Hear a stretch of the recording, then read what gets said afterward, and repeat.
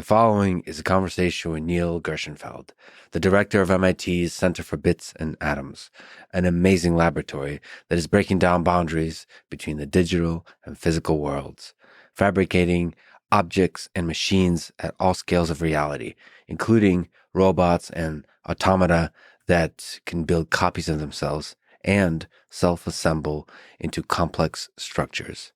His work inspires millions across the world as part of the maker movement to build cool stuff, to create, the very act that makes life so beautiful and fun. And now, a quick few-second mention of each sponsor. Check them out in the description. It's the best way to support this podcast.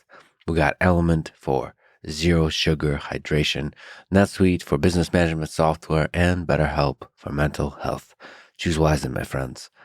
Also, if you want to work with our amazing team, we're always hiring. Go to lexfriedman.com/hiring.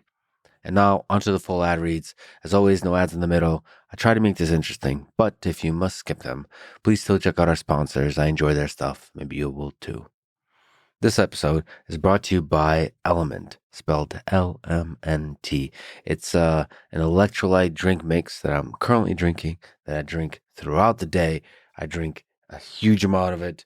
My favorite flavor is the watermelon salt flavor. Doesn't mean it'll be your favorite flavor, but I'm pretty sure it's going to be your favorite flavor.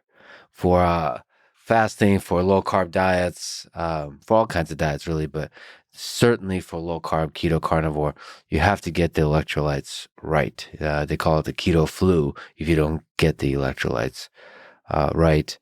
You know, for doing all kinds of crazy exercise that I do, all of that, you have to get the sodium, the potassium, magnesium, and Element does a great job of balancing all of that. Makes it delicious, makes it really easy to make sure that you're getting just the water intake right, because it basically makes water taste great and balances out the electrolytes, the hydration, everything for you. I bring it when I travel, I bring it anywhere I go. I have to have Element as part of my life. It makes me happy. It makes me feel like I got my stuff together. Anyway, get a sample pack for free with any purchase. Try it at drinkelement.com/Lex. This show is also brought to you by NetSuite, an all-in-one cloud business management system. You can manage financials, HR, inventory, e-commerce if you do that kind of thing, and many business-related details. Running a company is really complicated. There's a lot of people involved, a lot of tasks involved, a lot of roles involved. It's not just engineering. It's not just design, idea, strategy, vision, all those kinds of things. It's all of the glue, the thing that makes the thing a cohesive, singular system that works efficiently and flawlessly. And so you have to hire the right people. You have to use the best tools for the job. NetSuite does that in the cloud to manage all kinds of messy business details and make it super easy. You can start now with no payment or interest for 6 months. Go to netsuite.com/Lex to access their one-of-a-kind financing program. That's netsuite.com/Lex. This episode is also brought to you by BetterHelp, spelled HELP, help. They figure out what you need and match you with a licensed professional therapist in under 48 hours. Talking to somebody through all the difficult things that are going through your mind. Taking those thoughts, taking those memories, converting them into words, and letting those words leave your mouth as sounds, somehow transforms your own understanding of what those memories, those thoughts mean. It allows you to move past them, to integrate them into a healthier, a deeper understanding of the world around you, of your own emotions, of your own way of being. It's kind of amazing that talk therapy, that talking with a person that knows what they're doing is a powerful way to do that kind of growth. It's funny and it's amazing when simple things like therapy can have big, profound impact, results on your life. Anyway, One of the big things about BetterHelp is just how easy it is to get started. And I think that's a barrier for a lot of people. So it's really important to say that it's easy, discreet, it is affordable, and it's available everywhere worldwide. Check them out at betterhelp.com/Lex and save on your first month. That's betterhelp.com/Lex. This is a Lex Friedman podcast. To support it, please check out our sponsors in the description. And now, dear friends, here's Neil Gershenfeld.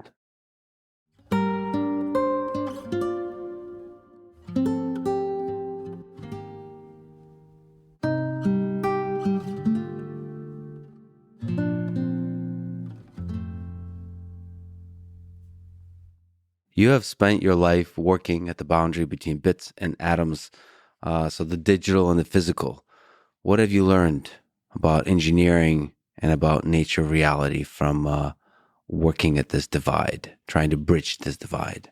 I learned why von Neumann and Turing made fundamental mistakes. Good stuff. I learned the secret of life. Yeah. I learned how to solve many of the world's most important problems, which all sound presumptuous, but all of those are things I learned at that boundary. Okay, so Turing and von Neumann, let's start there. Some of the most impactful, important humans who have ever lived in computing. Why were they wrong? So I worked with Andy Gleason, who was Turing's counterpart. So just for background, if anybody doesn't know, Turing is credited with the modern architecture of computing, among many other things. Andy Gleason was his U.S. counterpart. And you might not have heard of Andy Gleason, but you might have heard of the Hilbert problems. And Andy Gleason solved the fifth one. So he was a really notable mathematician. During the war, he was Turing's counterpart. Then von Neumann is credited with the modern architecture of computing, and one of his students was Marvin Minsky. So I could ask Marvin what Johnny was thinking, and I could ask Andy what Alan was thinking. And what came out from that, what I came to appreciate as background, I never understood the difference between computer science and physical science. Mm-hmm. But Turing's machine, that's the foundation of modern computing, has a simple physics mistake, which is the head is distinct from the tape. So in the Turing machine, there's a head that programmatically moves and reads and writes a tape. The head is distinct from the tape, which means persistence of information is separate from interaction with information. Yeah. Then von Neumann wrote deeply and beautifully about many things, but not computing. He wrote a horrible memo called the first draft of a report on the EDVAC, which is how you program a very early computer. In it, he essentially roughly took Turing's architecture and built it into a machine. So the legacy of that is the computer somebody's using to watch this is spending much of its effort moving information from storage transistors to processing transistors, even though they have the same computational complexity. So in computer science, when you learn about computing, there's a ridiculous taxonomy of about 100 different models of computation, but they're all fictions. In physics, a patch of space occupies space. It stores state. It takes time to transit, and you can interact. That is the only model of computation that's physical. Everything else is a fiction. So I really came to appreciate that a few years back when I did a keynote for the annual meeting of the supercomputer industry, and then went into the halls and spent time with the supercomputer builders and came to appreciate, see, if you're familiar with the movie The Metropolis, people would frolic upstairs in the gardens, and down in the basement, people would move levers. Yes. And that's how computing exists today, that we pretend software is not physical. It's separate from hardware. And the whole canon of computer science is based on this fiction that bits aren't constrained by atoms, but all sorts of scaling issues in computing come from that boundary, but all sorts of opportunities come from that boundary. And so you can trace it all the way back to Turing's machine making this mistake between the head and the tape. Von Neumann he never called it von Neumann's architecture. He wrote about it in this dreadful memo, and then he wrote beautifully about other things we'll talk about. Mm-hmm. Now, to end a long answer, Turing and von Neumann both knew this. So all of the canon of computer scientists credits them for what was never meant to be a computer architecture. Both Turing and von Neumann ended their life studying exactly how software becomes hardware. So von Neumann studied self-reproducing automata, how a machine communicates its own construction. Turing studied morphogenesis, how genes give rise to form. They ended their life studying the embodiment of computation, something that's been forgotten by the canon of computing, but developed sort of off to the sides by a really interesting lineage. So there's no distinction between the head and the tape, between the computer and the computation. It is all computation. Right. So I never understood the difference between computer science and physical science. And working at that boundary helped lead to things like my lab was part of doing, with a number of interesting collaborators, the first faster than classical quantum computations. We were part of a collaboration creating the minimal synthetic organism where you design life in a computer. Those both involve domains where you just can't separate hardware from software. The embodiment of computation is embodied in these really profound ways. So the first quantum computations, synthetic life, so in the space of biology, so the space of physics at the lowest level and the space of biology at the lowest level. So let's talk about CBA, Center of Bits and Atoms. What's the origin story of this MIT, legendary MIT center that you're a part of creating? In high school, I really wanted to go to vocational school where you learn to weld and fix cars and build houses. And I was told, no, you're smart. You have to sit in a room. Mm-hmm. And nobody could explain to me why I couldn't go to vocational school. I then worked at Bell Labs, this wonderful place before deregulation, legendary place. Mm-hmm. And I would get union grievances because I would go into the workshop and try to make something. And they would say, no, you're smart. You have to tell somebody what to do. And it wasn't until MIT, and I'll explain how CBA started, but I could create CBA, that I came to understand this is a mistake that dates back to the Renaissance. So in the Renaissance, the liberal arts emerged. And liberal doesn't mean politically liberal. This was the path to liberation, birth of humanism.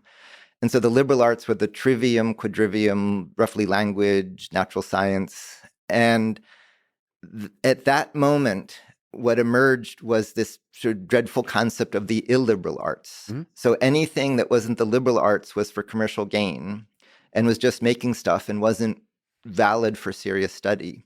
And so that's why we're left with learning to weld wasn't a subject for serious study.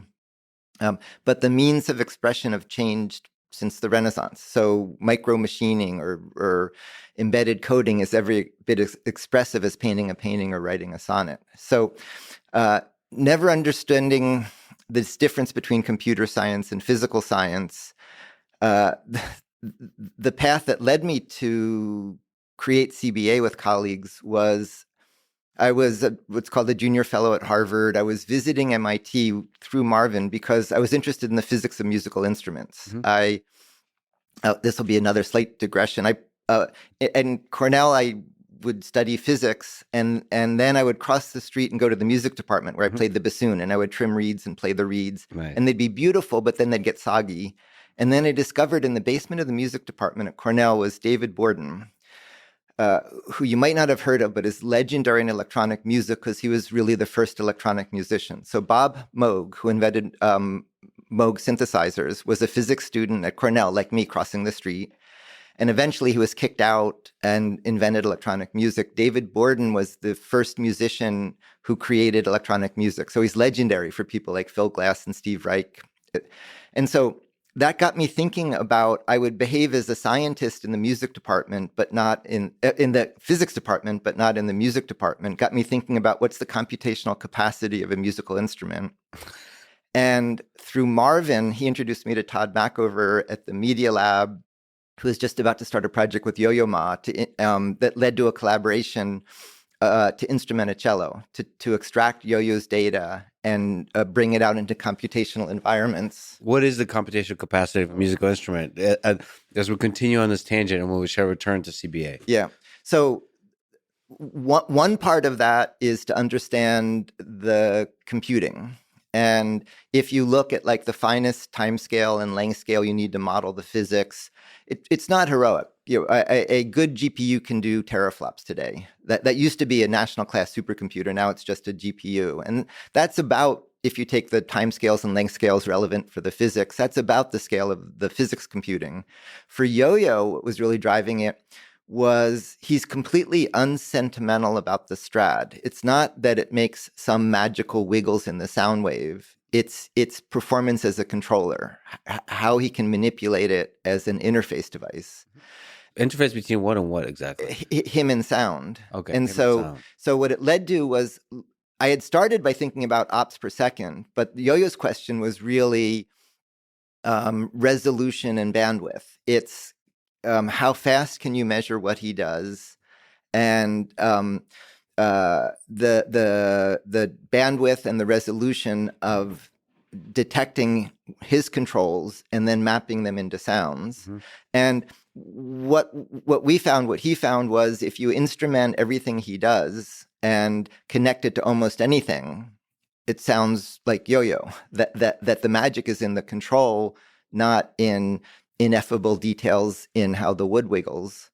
And so with Yo-Yo and Todd, that led to a piece. And towards the end, I asked Yo-Yo what it would take for him to get rid of his Strad and use our stuff. And his answer was just logistics. It was, at that time, our stuff was like a rack of electronics and lots of cables and some grad students to make it work.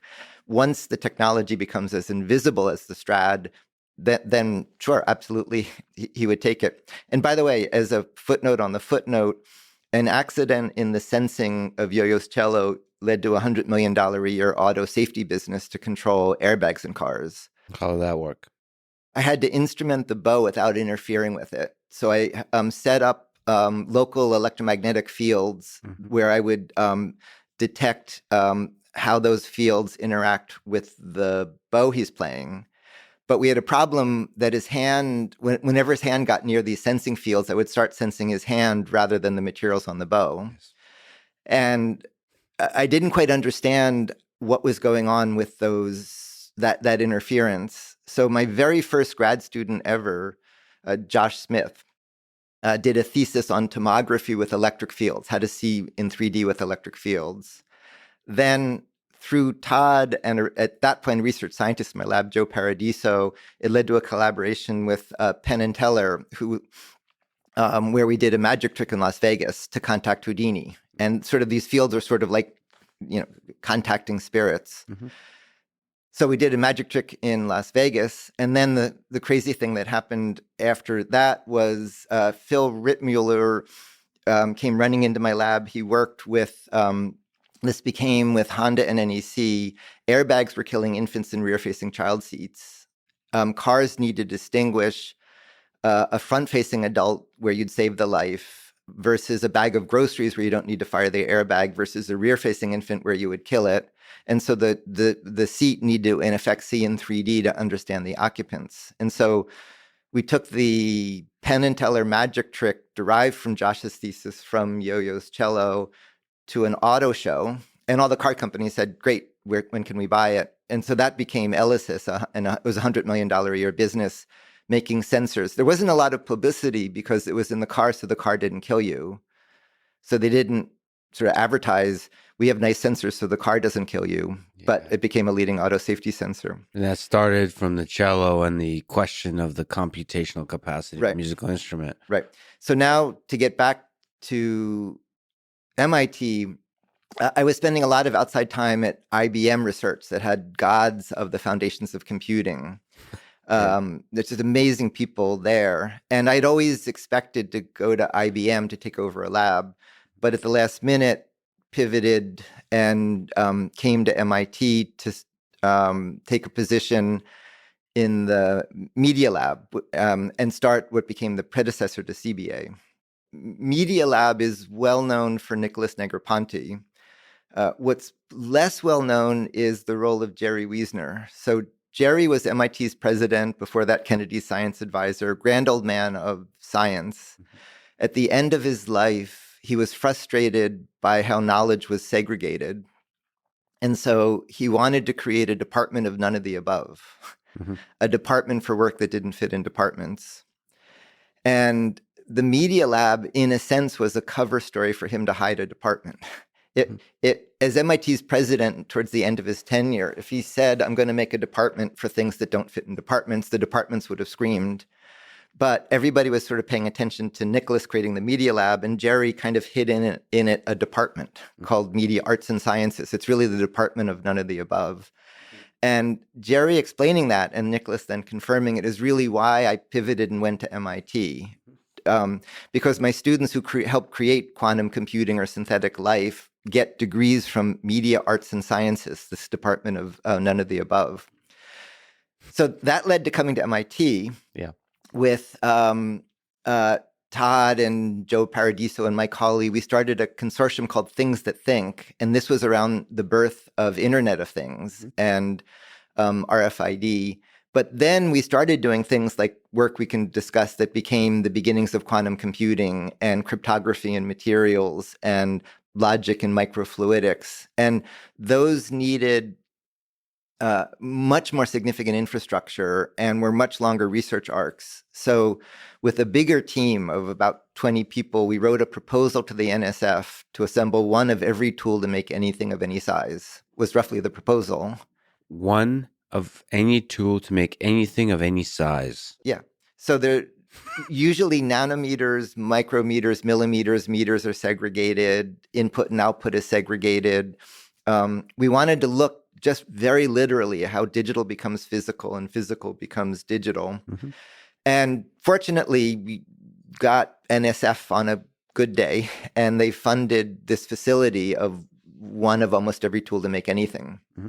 And so with a group of core colleagues that included Joe Jacobson, Ike Trang, Scott Manalis, we launched CBA. And so you're talking about nanoscale, microscale, nanostructures, microstructures, macrostructures, electron microscopes and focused ion beam probes for nanostructures, laser, micro machining, and X-ray microtomography for microstructures, multi-axis machining and 3D printing for macrostructures, just some examples.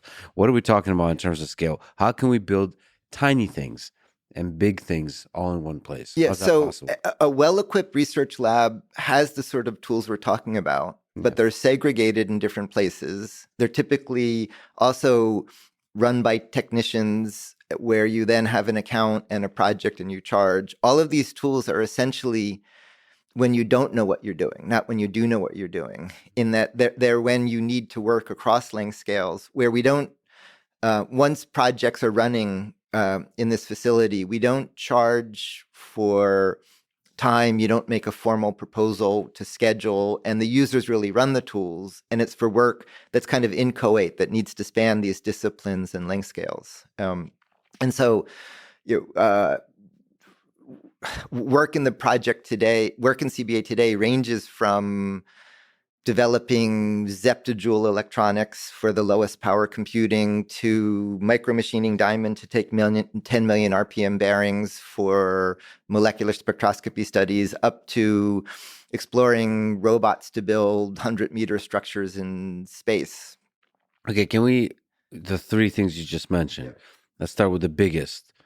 What are some of the biggest stuff you attempted to explore how to build in a lab? Sure. So viewed from one direction, what we're talking about is a crazy random seeming of almost unrelated projects. Mm-hmm. But if you rotate 90 degrees, it's really just a core thought over and over again, just very literally how bits and atoms relate, how digital, and just going from digital to physical in many different domains. But it's really just the same idea over and over again. So to understand the biggest things, let me go back to bring in now Shannon as well as von Neumann. Claude Shannon. Yeah. So what is digital? The casual, obvious answer is digital in 1 and 0. But that's wrong. There's a much deeper answer, which is Claude Shannon at MIT wrote the best master's thesis ever. Mm-hmm. In his master's thesis, he invented our modern notion of digital logic. Where it came from was Vannevar Bush was a grand old man at MIT. He created the post-war research establishment that led to the National Science Foundation. And he made an important mistake, which we can talk about. But he also made the differential analyzer, which was the last great analog computer. So it was a room full of gears and pulleys, and the longer it ran, the worse the answer was. And Shannon worked on it as a student, and he got so annoyed in his master's thesis, he invented digital logic. But he then went on to Bell Labs, and what he did there was communication was beginning to expand. There was more demand for phone lines. And so there's a question about how many phone messages you could send down a wire. And you could try to just make it better and better. He asked a question nobody had asked, which is, rather than make it better and better, what's the limit to how good it can be? And he proved a couple things, but one of the main things he proved was a threshold theorem for channel capacity. And so what he showed was, my voice to you right now is coming as a wave through sound. And the further you get, the worse it sounds. But people watching this are getting it as packets of data in a network. When the computer they're watching this gets the packet of information, it can detect and correct an error. And what Shannon showed is, if the noise in the cable to the people watching this is above a threshold, they're doomed. But if the noise is below a threshold, for a linear increase in the energy representing our conversation, the error rate goes down exponentially. Exponentials are fast. There's very few of them in engineering. And the exponential reduction of error below a threshold, if you restore state, is called the threshold theorem. That's what led to digital. That means unreliable things can work reliably. So Shannon did that for communication. Then von Neumann was inspired by that and applied it to computation. And he showed how an unreliable computer can operate reliably by using the same threshold property of restoring state. It was then forgotten many years. We had to rediscover it, in effect, in the quantum computing era, when things are very unreliable again. But now to go back to, how does this relate to the biggest things I've made? So in Fabrication, MIT invented computer-controlled manufacturing in 1952. Jet aircraft were just emerging. There was a limit to turning cranks on a milling machine to make parts for jet aircraft. Now, this is a messy story. MIT actually stole computer-controlled machining from an inventor who brought it to MIT, wanted to do a joint project with the Air Force, and MIT effectively stole it from him. So it's kind of a messy history. But that sounds like the birth of computer-controlled machining, 1952. There are a number of inventors of 3D printing. One of the companies spun off from my lab by Max Lebowski is Formlabs, which is now a billion-dollar 3D printing company. That's the modern version. But all of that's analog, meaning the information is in the control computer. There's no information in the materials. And so it goes back to Vannevar Bush's analog computer. If you make a mistake in printing or machining, just the mistake accumulates. The real birth of computerized digital manufacturing is 4 billion years ago. That's the evolutionary age of the ribosome. So the way you're manufactured is, there's a code that describes you, the genetic code. It goes to a micro machine, the ribosome, which is this molecular factory that builds the molecules that are you. The key thing to know about that is there are about 20 amino acids that get assembled. And in that machinery, it does everything Shannon and von Neumann taught us. You detect and correct errors. So if you mix chemicals, the error rate is about a part in 100. When you elongate a protein in the ribosome, it's about a part in 10 to the 4. When you replicate DNA, there's an extra level of error correction. It's a part in 10 to the 8. And so in the molecules that make you can detect and correct errors, and you don't need a ruler to make you. The geometry comes from your parts. So now compare a child playing with Lego and a state-of-the-art 3D printer or computerized milling machine. The tower made by a child is more accurate than their motor control, because the act of snapping the bricks together gives you a constraint on the joints. You can join bricks made out of dissimilar materials. You don't need a ruler for Lego because the geometry locally gives you the global parts, and there's no Lego trash. The parts have enough information to disassemble them. Those are exactly the properties of a digital code. The unreliable is made reliable. Yes, absolutely. So what the ribosome figured out 4 billion years ago is how to embody these digital properties, but not for communication or computation in effect, but for construction. So a number of projects in my lab have been studying the idea of digital materials.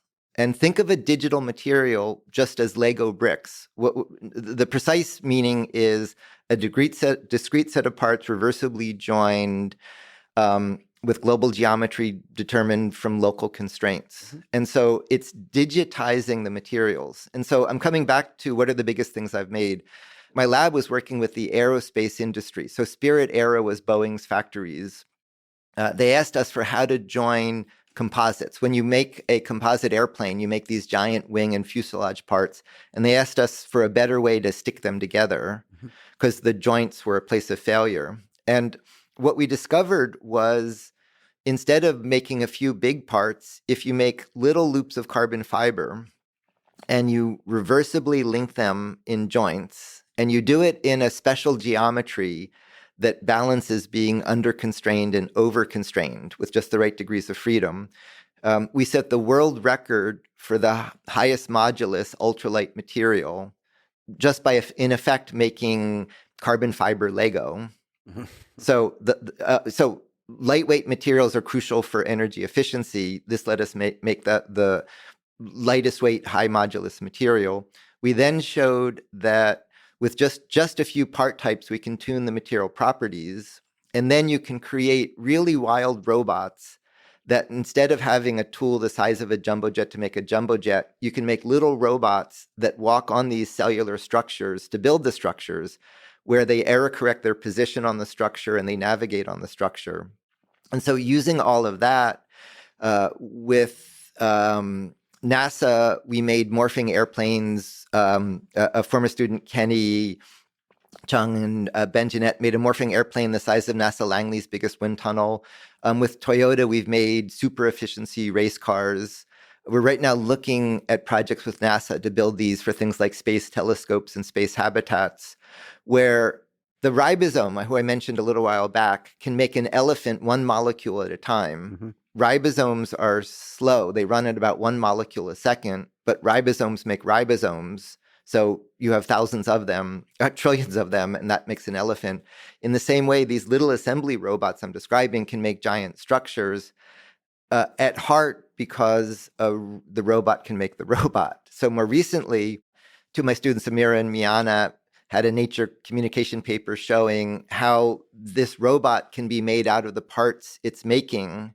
So the robots can make the robots, so you build up the capacity of robotic assembly. It can self-replicate. Can you linger on what that robot looks like? What is a robot that can walk along and do error correction? And what is a robot that can self-replicate from the materials it is given? What does that look like? What are we talking about? This is fascinating. Yeah.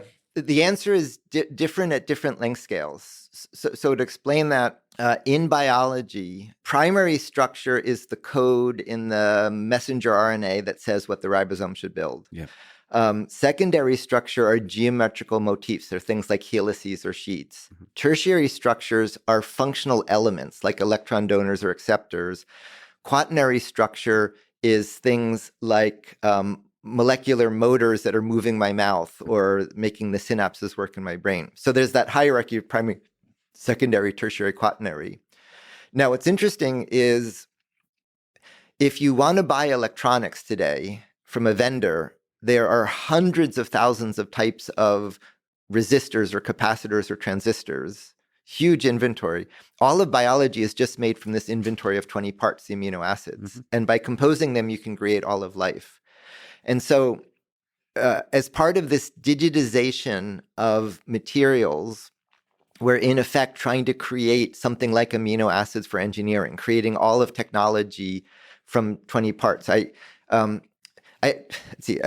another discretion, I helped start an office for science in Hollywood. And There was a fun thing for the movie The Martian where I did a program with Bill Nye and a few others on how to actually build a civilization on Mars that they described in a way that I like, as I was talking about how to go to Mars without luggage.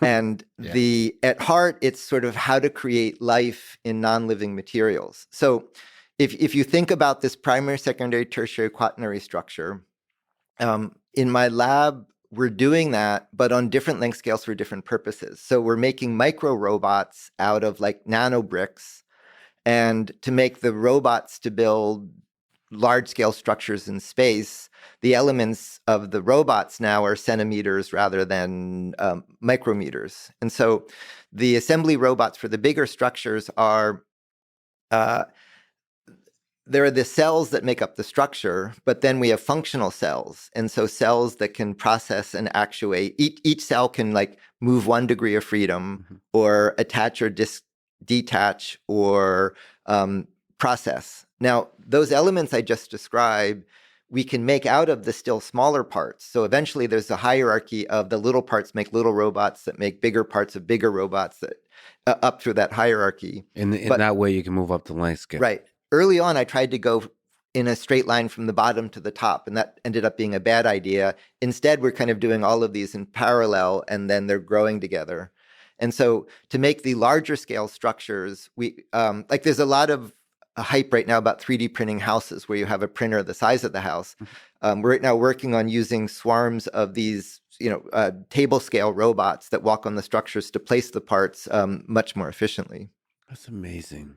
But you're saying you can't, for now, go from the very small to the very large. That'll come. That'll come in stages. Can we just linger on this idea? Starting from von Neumann's self-replicating automata that you mentioned, it's just a beautiful idea. So that's at the heart of all of this. In the stack I described, so one student, Will Langford, made these micro robots out of little parts that then we're using for Miana's bigger robots up through this hierarchy. And it's really realizing this idea of the self-reproducing automata. So von Neumann, when I complained about the von Neumann architecture, it's not fair to von Neumann because he never claimed it as his architecture. He really wrote about it in this one fairly dreadful memo that led to all sorts of lawsuits and fights about the early days of computing. He did beautiful work on reliable computation and unreliable devices. And towards the end of his life, what he studied was how, and I have to say this precisely, how a computation communicates its own construction. Yeah, so beautiful. So a computation can store a description of how to build itself. But now there's a really hard problem, which is how, if you have that in your mind, how do you transfer it and wake up a thing that then can contain it? So how do you give birth to a thing that knows how to make itself? And so with Stan Ulam, he invented cellular automata as a way to simulate these. But that was theoretical. Now the work I'm describing in my lab is fundamentally how to realize it, how to realize self-reproducing automata. And so, this is something von Neumann thought very deeply and very beautifully about theoretically. And it's right at this intersection. It's not communication or computation or fabrication. It's right at this intersection where communication and computation meets fabrication. Now, the reason self-reproducing automata intellectually is so important, because this is the foundation of life. This is really just understanding the essence of how to life. And in effect, we're trying to create life in non-living material. The reason it's so important technologically is because that's how you scale capacity. That's how you can make an elephant from a ribosome, because the assemblers make assemblers. So simple building blocks that inside themselves contain the information how to build more building blocks, and so, between each other construct arbitrarily complex objects. Right. Now, let me give you the numbers. So let me relate this to, right now we're living in AI mania explosion time. Let me relate that to what we're talking about. 100 petaflop computer, which is a current generation supercomputer, not quite the biggest ones, does 10 to the 17 ops per second. Your brain does 10 to the 17 ops per second. It has about 10 to the 15 synapses, and they run at about 100 hertz. So as of a year or two ago, the performance of a big computer matched a brain. So you could view AI as a breakthrough, but the real story is within about a year or two ago, and let's see, the supercomputer has about 10 to the 15 transistors in the processors, 10 to the 15 transistors in the memory, which is the synapses in your brain. So the real breakthrough was the computers match the computational capacity of a brain. And so we'd be sort of derelict if they couldn't do about the same thing. But now the reason I'm mentioning that is the chip fab making the supercomputer is placing about 10 to the 10 transistors a second. While you're digesting your lunch right now, you're placing about 10 to the 18 parts per second. There's an 8 order of magnitude difference. So in computational capacity, it's done. We've caught up. But there's 8 orders of magnitude difference in the rate at which biology can build versus state-of-the-art manufacturing can build. And that distinction is what we're talking about. That distinction is not analog, but this deep sense of digital fabrication, of embodying codes in construction. So a description doesn't describe a thing, but the description becomes the thing. So you're saying, I mean, this is one of the cases you're making, and that this is this third revolution. We've seen the Moore's law in communication. We've seen the Moore's law-like type of growth in computation, and you're anticipating we're going to see that in digital fabrication. Can you actually, first of all, describe what you mean by this term, digital fabrication? So the casual meaning is a computer controls a tool to make something. And that was invented when MIT stole it in 1952. Yeah. There's the deep meaning of what the ribosome does, of a digital description doesn't describe a thing. A digital description becomes the thing. Yeah. That's where that's the path to the Star Trek replicator. And that's the thing that doesn't exist yet. Now, I think the best way to understand what this roadmap looks like is to now bring in Fab Labs and how they relate to all of this. What are Fab Labs? So here's a sequence. With colleagues, I accidentally started a network of what's now 2,500 digital fabrication community labs called Fab Labs right now in 125 countries. And they double every year and a half. That's called Lass's Law after Sherry Lassiter, who I'll explain. So here's the sequence. We started Center for Bits and Atoms to do the kind of research we're talking about. We had all of these machines and then had a problem. It would take a lifetime of classes to learn to use all the machines. So with colleagues who helped start CBA, we began a class modestly called How to Make Almost Anything. Yeah. And there's no big agenda. It was aimed at a few research students to use the machines. And we're completely unprepared for the first time we taught it. We were swamped by, every year since, hundreds of students try to take the class. It's one of the most oversubscribed classes at MIT. Students would say things like, can you teach this at MIT? It seems too useful. It's just how to work these machines. And the students in the class, I would teach them all the skills to use all these tools, and then they would do projects integrating them, and they were amazing. So Kelly was a sculptor, no engineering background. Her project was she made a device that saves up screams when you're mad and plays them back later. And saves up screams when you're mad and plays them back later. You scream into this device, and it deadens the sound, records it, and then when it's convenient, releases your scream. Can we just like pause on the brilliance of that invention, creation, the art? I don't know, the brilliance. Who is this that created this? Kelly Dobson. Gone on to do a number of interesting things. Mijin, who's gone on to do a number of interesting things, made a dress instrumented with sensors and spines, and when somebody creepy comes close, it would defend your personal space. It's also very useful. Another project early on was a web browser for parrots, which have the cognitive ability of a young child and lets parrots surf the internet. Another was an alarm clock you wrestle with and prove you're awake. And what connects all of these is, so MIT made the first real-time computer, the Whirlwind. That was transistorized as the TX. The TX was spun off from MIT as the PDP. PDP's were the mini computers that created the internet. So outside MIT was DEC, Prime, Wang, Data General, the whole mini computer industry. The whole computing industry was there, and it all failed when computing became personal.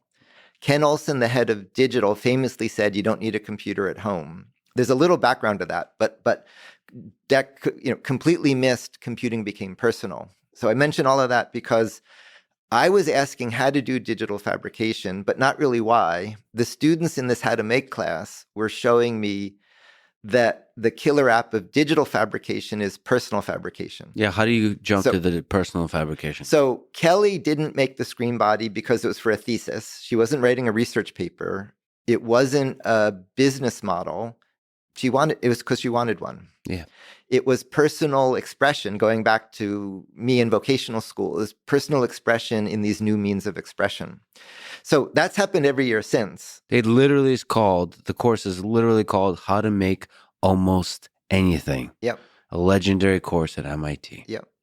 Every year. And it's grown to multiple labs at MIT with as many people involved as teaching as taking it. And there's even a Harvard lab for the MIT class. What have you learned about humans colliding with the Fab Lab, about what the capacity of humans to be creative and to build? I mentioned Marvin. Another mentor at MIT, sadly no longer living, is Seymour Papert. Mm-hmm. So Papert studied with Piaget. He came to MIT to get access to the early computer. Piaget was a pioneer in how kids learn. Papert came to MIT to get access to the early computers with the goal of letting kids play with them. Piaget helped show kids are like scientists. They learn as scientists, and it gets kind of throttled out of them. Seymour wanted to let kids have a broader landscape to play. Seymour's work led with Mitch Resnick to Lego, Logo, Mindstorms, all of that stuff. As Fab Lab spread, and we started creating educational programs for kids in them, Seymour said something really interesting. He made a gesture. He said it was a thorn in his side that they invented what's called the Turtle, early robot kids could program to connect it to a mainframe computer. Mm-hmm. Seymour said the goal was not for the kids to program the robot, it was for the kids to create the robot. And so in that sense, the Fab Labs, which for me were just this accident, he described as sort of this fulfillment of the arc of kids learn by experimenting. It was to give them the tools to create, not just assemble things and program things, but actually create. So coming to your question, what I've learned is MIT, a few years back, somebody added up businesses spun off from MIT, and it's the world's 10th economy. It falls between India and Russia. And I view that in a way as a bad number because it's only a few thousand people, and these aren't uniquely the 4,000 brightest people. It's just a productive environment for them. Mm-hmm. And what we found is in rural Indian villages, in African shanty towns, and Arctic hamlets, I find precisely that profile. So Lyngside, a few hours above Tromsø, way above the Arctic circles. It's so far north, the satellite dishes look at the ground, not the sky. Hans Christian in the lab was considered a problem in the local school because they couldn't teach him anything. I showed him a few projects. Next time I came back, he was designing and building little robot vehicles. And in South Africa, I mentioned Soshangovi, in this apartheid township, the local technical institute taught kids how to make bricks and fold sheets. It was punitive. But Chapiso in the Fab Lab was actually doing all the work of my MIT classes. And so over and over, we found precisely the same kind of bright, inventive creativity. And historically, the answer was, you're smart, go away. It's sort of like me in vocational school. But in this lab network, what we could then do is, in effect, bring the world to them. Now let's look at the scaling of all of this. So there's one Earth, 1,000 cities, 1 million towns, 1 billion people, 1 trillion things. Mm-hmm. There was one whirlwind computer. MIT made the first real-time computer. There were thousands of PDPs. There were millions of hobbyist computers that came from that. Billions of personal computers, trillions of Internet of Things. Mm-hmm. So now if we look at this Fab Lab story, 1952 was the NC mill. There are now thousands of Fab Labs, and the Fab Lab costs exactly the same cost and complexity of the mini computer. Mm-hmm. So on the mini computer, it didn't fit in your pocket. It filled a room. Mm-hmm. But video games, email, word processing, really anything you do, the internet, anything you do with a computer today happened at that era because it got on the scale of a work group, not a corporation. Mm-hmm. In the same way, Fab Labs are like the mini computers inventing how does the world work if anybody can make anything. Then if you look at that scaling, Fab Labs today are transitioning from buying a machine to make machines making machines. So we're transitioning to, you can go to a Fab Lab not to make a project but to make a new machine. So we talked about the deep sense of self-replication. There's a very practical sense of Fab Lab machines making Fab Lab machines. And so that's the equivalent of the hobbyist computer era, what it's called the Altair historically. Then the work we spent a while talking about assemblers and self-assemblers, that's the equivalent of smartphones and Internet of Things. That's when, so the assemblers are like the smartphone, where a smartphone today has the capacity of what used to be a supercomputer in your pocket. Mm-hmm. And then the smart thermostat on your wall has the power of the original PDP computer, mm-hmm. not metaphorically, but literally. And now there's trillions of those. In the same sense, that when we finally merge materials with the machines in the self-assembly, that's like the Internet of Things stage. But here's the important lesson.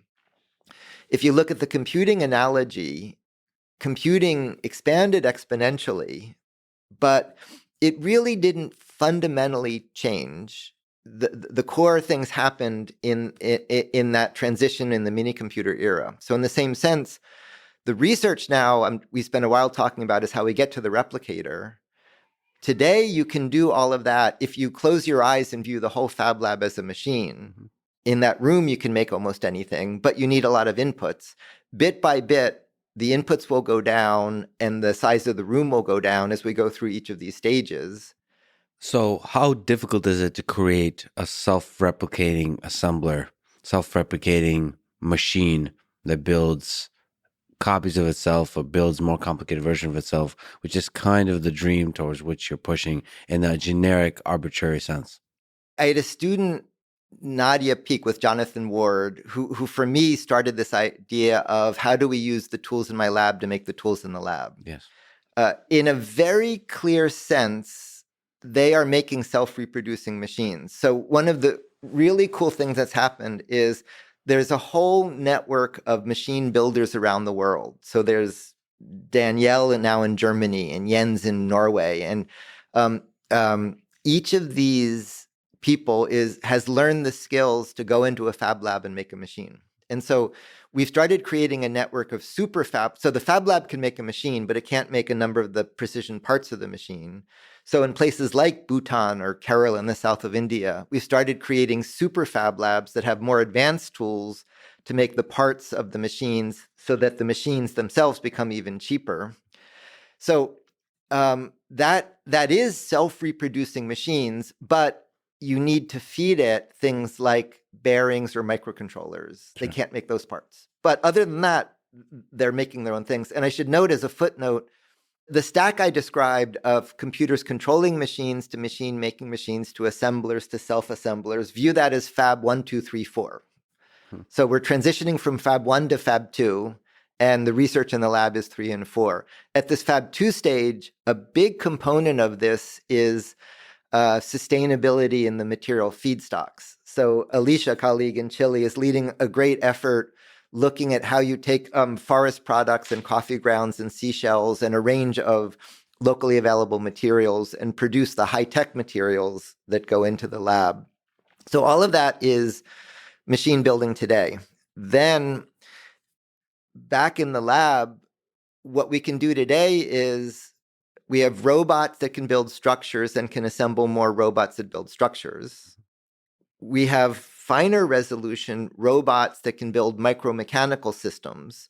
So robots that can build robots that can walk and manipulate. Mm-hmm. And we have a project at the layer below that where there's endless attention today to billion-dollar chip fab investments. But a really interesting thing we pass through is today the smallest transistors you can buy as a single transistor, just commercially for electronics, is actually the size of an early transistor in an integrated circuit.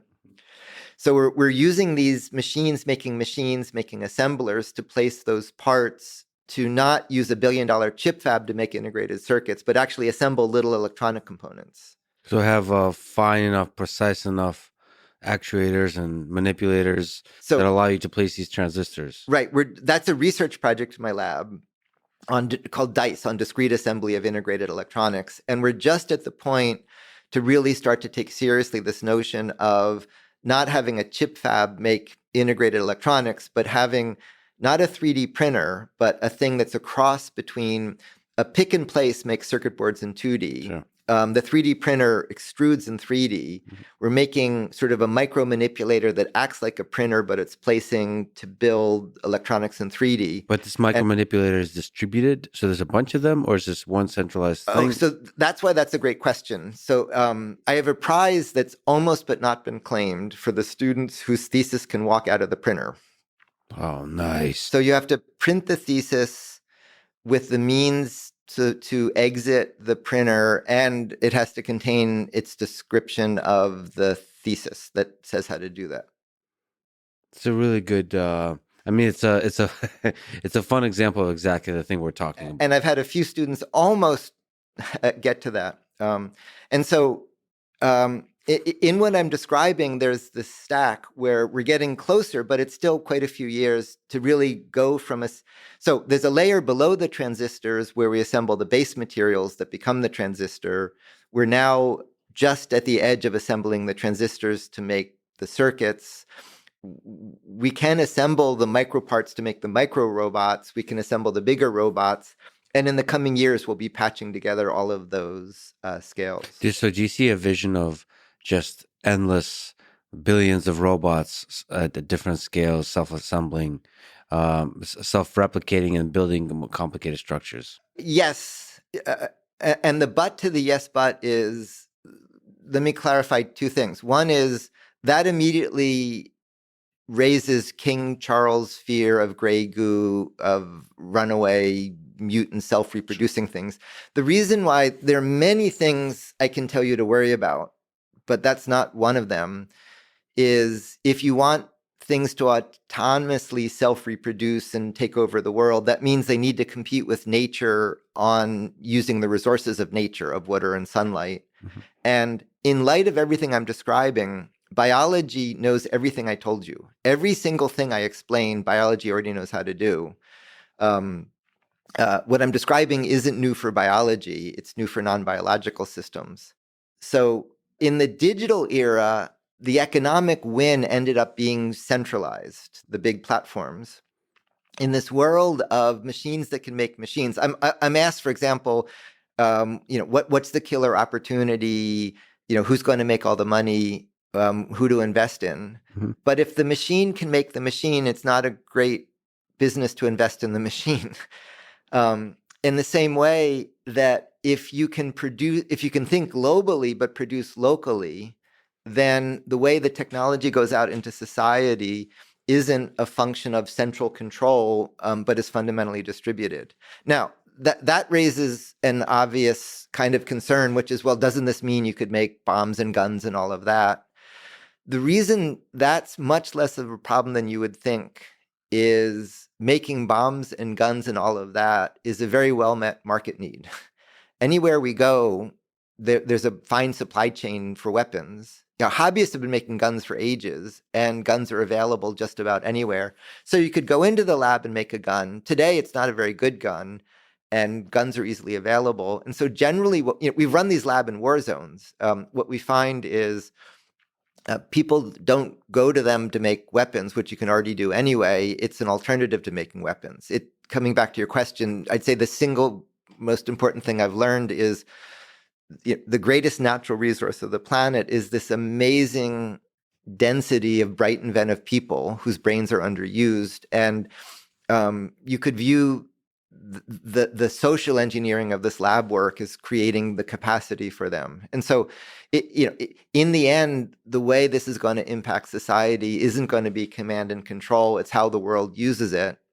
And it's been really gratifying for me to see just how it does. Yeah, but what are the different ways the evolution of the exponential scaling of digital fabrication can evolve? So you said, self-replicating nanobots, right? This is the gray goo fear. It's a caricature of a fear, but nevertheless, there's interesting, just like you said, spam and all these kinds of things that came with the scaling of communication and computation. What are the different ways that malevolent actors will use this technology? Yeah, well, first, let me start with a benevolent story, which is trash is an analog concept. Yeah. There's no trash in a forest. All the parts get disassembled and reused.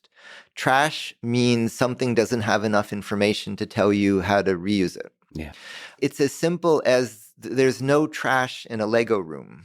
Mm-hmm. When you assemble Lego, the Lego bricks have enough information to disassemble them. So as you go through this Fab 1, 2, 3, 4 story, one of the implications of this transition from printing to assembling. So the real breakthrough technologically isn't additive versus subtractive, which is a subject of a lot of attention and hype. 3D printers are useful. We spun off companies like Formlabs, led by Max for 3D printing. But in a fab lab, it's one of maybe 10 machines. It's used, but it's only part of the machines. Mm-hmm. The real technological change is when we go from printing and cutting to assembling and disassembling. Mm-hmm. But that reduces inventories of hundreds of thousands of parts to just having a few parts to make almost anything. Mm-hmm. It reduces global supply chains to locally sourcing these building blocks. But one of the key implications is it gets rid of technological trash because you can disassemble and reuse the parts, not throw them away. And so initially that's of interest for things at the end of long supply chains, like satellites on orbit. But one of the things coming is eliminating technical trash through reuse of the building blocks. So like when you think about 3D printers, you're thinking about addition and subtraction. When you think about the other options available to you in that parameter space, as you call it, that's going to be assembly, disassembly, cutting, you said? So the 1952 NC mill was subtractive. You remove material. Mm-hmm. And 3D printing, additive, and there's a couple claims to the invention of 3D printing, that's closer to what's called net shape, which is you don't have to cut away the material you don't need, you just put material where you do need it. Mm-hmm. And so that's the 3D printing revolution. But there are all sorts of limitations on 3D printing to the kinds of materials you can print, the kind of functionality you can print. We're just not going to get to making everything in a cell phone on a single printer. But I do expect to make everything in a cell phone with an assembler. And so instead of printing and cutting technologically, it's this transition to assembling and disassembling. Going back to Shannon and von Neumann, going back to the ribosome 4 billion years ago. Now, you come to malevolent. Let me tell you a story about, I was doing a briefing for the National Academy of Sciences group that advises the intelligence communities. And I talked about the kind of research we do. And at the very end, I showed a little video clip of Valentina in Ghana making a local girl making surface mount electronics in the Fab Lab. And I showed that to this room full of people. One of the members of the intelligence community got up livid and said, "How dare you waste our time showing us a young girl in an African village making surface mount electronics. We need to know about disruptive threats to the future of the United States." And somebody else got up in the room and yelled at him, "And you idiot, I can't think of anything more important than this." Yeah. But for two reasons. One reason was because if we rely on like informational superiority in the battlefield, it means other people could get access to it.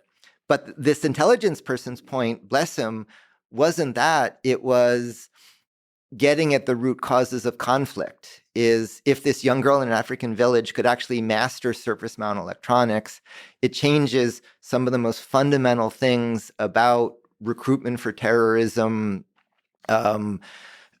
impact of economic migration, basic assumptions about an economy. It's just existential for the future of the planet. But, we've just lived through a pandemic. I would love to linger on this because the possibilities that are positive are endless. Yeah. But the possibilities that are negative are still nevertheless extremely important. Well, it's both positive and negative. What do you do with a large number of general assemblers? Yeah. With the Fab Lab, you could roughly make a biolab, then learn biotechnology. Now, that's terrifying because making self-reproducing gray goo that outcompetes biology, I consider doomed because biology knows everything I'm describing and is really good at what it does. Mm-hmm. In how to grow almost anything, you learn skills in biotechnology that would let you make serious biological threats.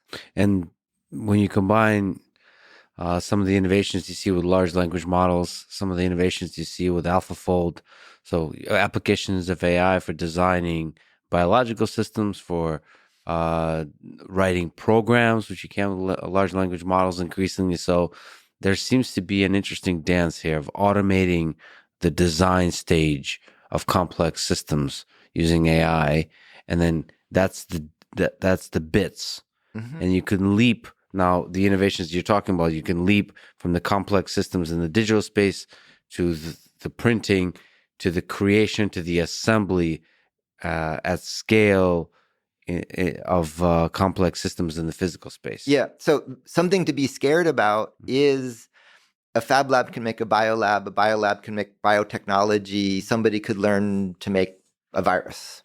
Sure. That's scary. That's unlike some of the things I said I don't worry about, that's something I really worry about that is scary. Yeah. Now, how do you deal with that?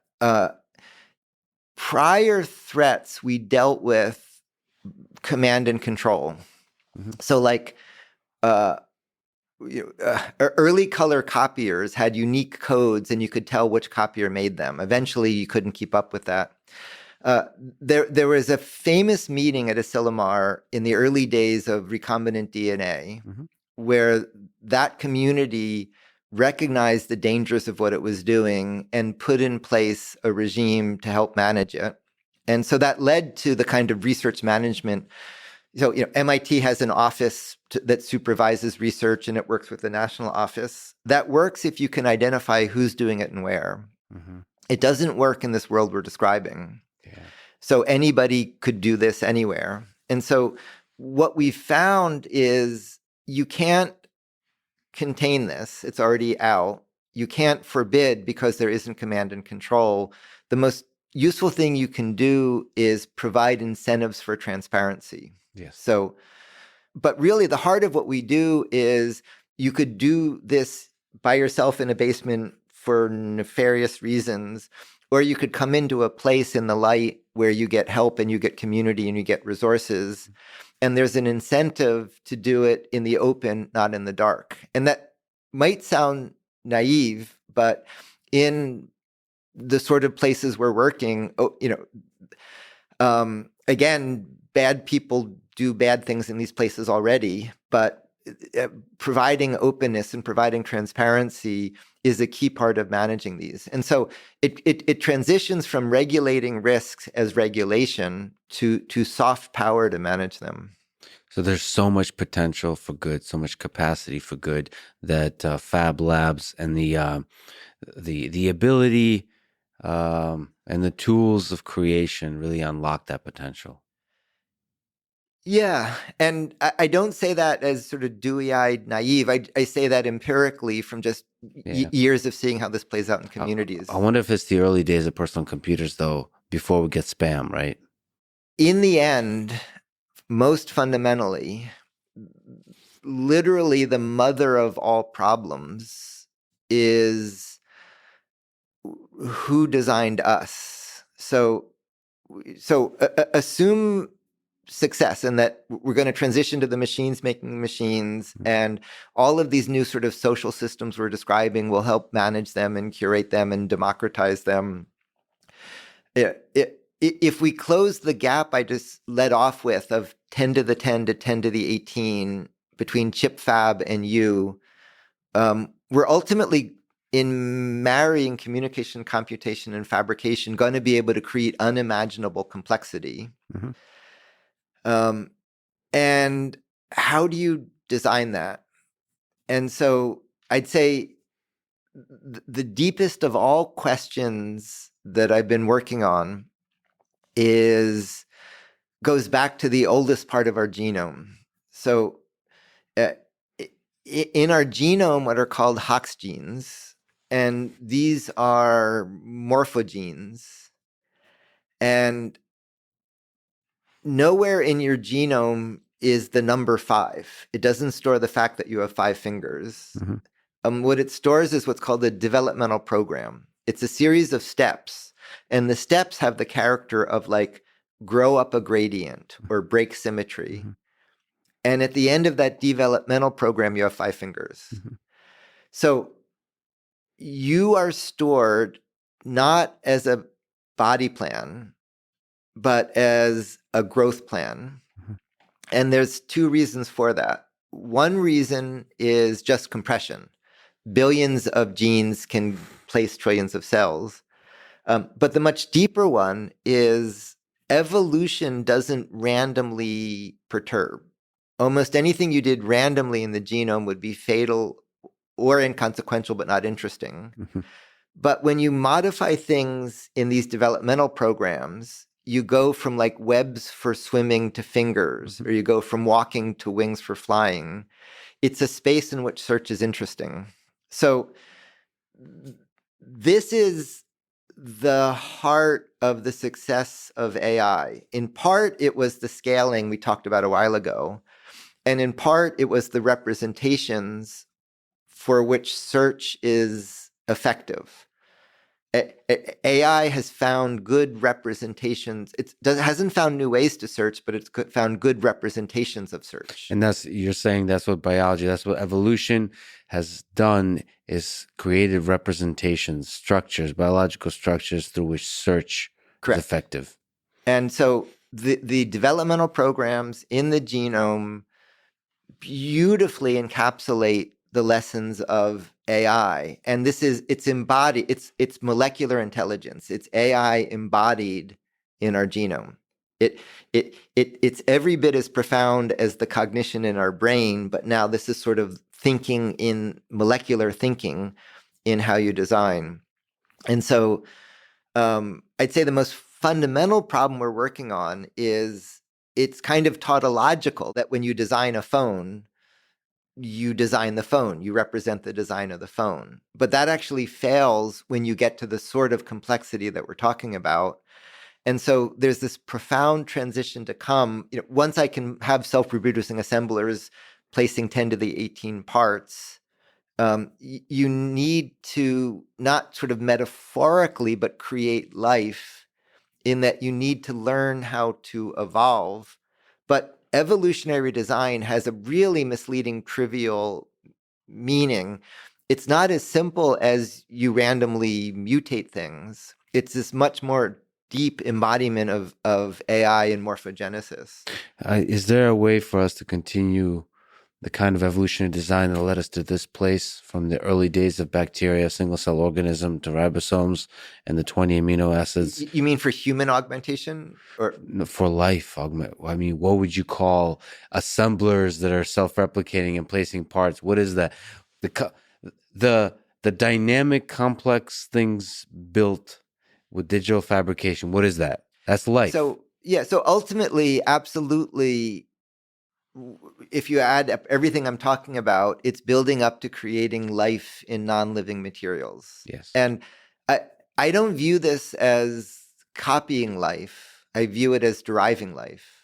I didn't start from how does biology work and then I'm going to copy it. I start from how to solve problems, and then it leads me to, in a sense, rediscover biology. So if we go back to Valentina in Ghana making her circuit board, Mm-hmm. she still needs a chip fab very far away to make the processor in her circuit board. For her to make the processor locally, for all the reasons we described, you actually need the deep things we were just talking about. And so it really does lead you. So let's see. There's a wonderful series of books by Gingery. Book 1 is how to make a charcoal furnace. And at the end of book 7, you have a machine shop. Okay. So Nice. it's sort of how you do your own personal industrial revolution. ISRU is what NASA calls in situ resource utilization. And that's how do you go to a planet and create a civilization. ISRU has essentially assumed Gingery. You go through the Industrial Revolution and you create the inventory of 100,000 resistors.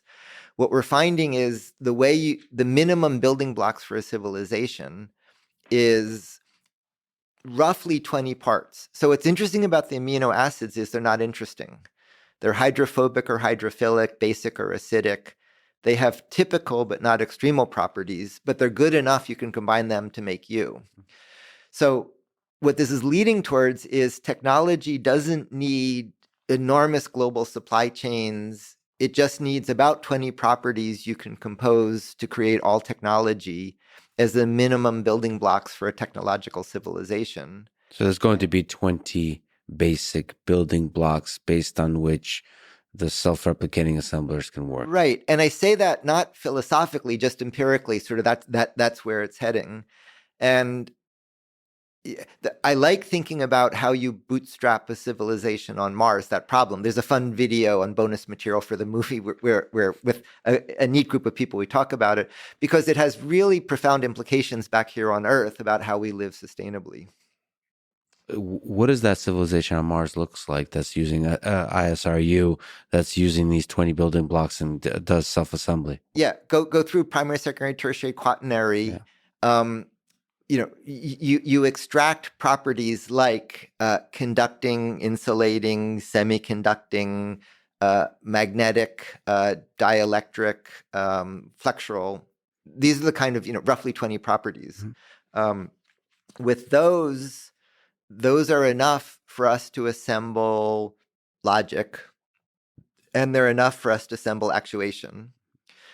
With logic and actuation, we can make micro robots. Mm-hmm. The micro robots can build bigger robots. The bigger robots can then take the building block materials and make the structural elements that you then do to make construction. And then you boot up through the stages of a technological civilization. By the way, where in the span of logic and actuation did the sensing come in? Oh, I skipped over that. But my favorite sensor is a step response. So if you just make a step and measure the response to the electric field, that ranges from user interfaces to positioning to material properties. And if you do it at higher frequencies, you get chemistry. Mm-hmm. And you can get all of that just from a step in an electric field. So for example, once you have time resolution in logic, something as simple as 2 electrodes let you do amazingly capable sensing. So we've been talking about all the work I do.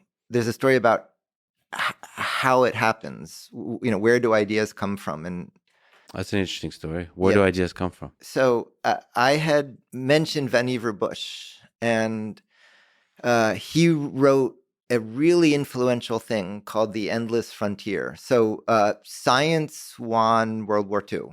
The more known story is nuclear bombs. The less well-known story is the Rad Lab. So at MIT, an amazing group of people invented radar, which is really credited as winning the war. So after the war, grand old man from MIT, and was charged with science won the war. How do we maintain that edge? And the report he wrote led to the National Science Foundation and the modern notion we take for granted, but didn't really exist before then, of public funding of research agencies. Mm-hmm. In it, he made, again, what I consider an important mistake, which is he described basic research leads to applied research, leads to applications, leads to commercialization, leads to impact. Mm-hmm. And so we need to invest in that pipeline. The reason I consider it a mistake is almost all of the examples we've been talking about in my lab went backwards, that the basic research came from applications. Mm-hmm. And further, almost all of the examples we've been talking about came fundamentally from mistakes. So yeah. Essentially everything I've ever worked on has failed. Mm-hmm. But in failing, something better happened. So the way I like to describe it is, ready, aim, fire is you do your homework, mm-hmm. You aim carefully at a target you want to accomplish, and if everything goes right, you then hit the target and succeed. Mm-hmm. What I do, you can think of as ready, fire, aim. So you do a lot of work to get ready, then you close your eyes, and you don't really think about where you're aiming. But you look very carefully at where you did aim, where you aim after you fire. And the reason that's so important is if you do ready, aim, fire, the best you can hope is hit what you aim at. So let me give you some examples, because this is a source of great... You're full of good lines today. Yeah. source of great frustration. So I mentioned the early quantum computing. So quantum computing is this power of using quantum mechanics to make computers that for some problems are dramatically more powerful than classical computers.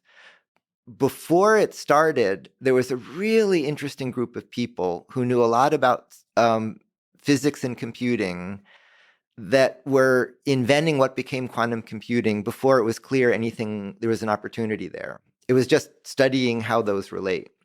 Here's how it fits to the ready, fire, aim. I was doing really short-term work in my lab on shoplifting tags. Mm-hmm. This was really before there was modern RFID. And so how you put tags in objects to sense them, mm-hmm. something we just take for granted commercially. And there was a problem of how you can sense multiple objects at the same time.